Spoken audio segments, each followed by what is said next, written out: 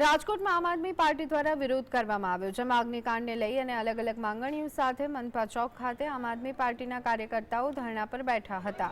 આમ આદમી પાર્ટીના કાર્યકર્તાઓએ રાજકોટ મહાનગરપાલિકાને તાળા મારી દેવાની માંગ કરી હતી, જે બાદ પોલીસે આમ આદમી પાર્ટીના કાર્યકર્તાઓની અટકાયત કરી હતી।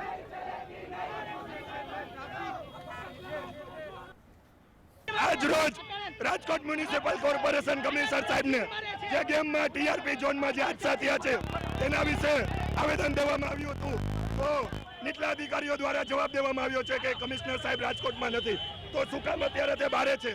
જો નીચલા અધિકારીઓને જરૂર ખબર ન પડતી હોય તો તેને આ પદ મૂકીને કોર્પોરેશનને તાળા મારી દેવા જોઈએ।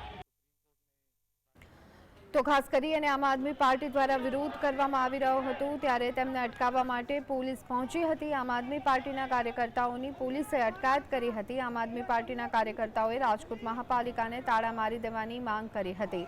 અલગ અલગ માંગણીઓ સાથે મનપા ચોક ખાતે આમ આદમી પાર્ટીના કાર્યકર્તાઓ ધરણા પર બેઠા છે, ત્યારે પોલીસ દ્વારા તેમની અટકાયત કરવામાં આવી હતી। વિવિધ માંગણી સાથે આમ આદમી પાર્ટીના કાર્યકર્તાઓ અત્યારે હાલ રાજકોટમાં ધરણા પર બેઠા હતા।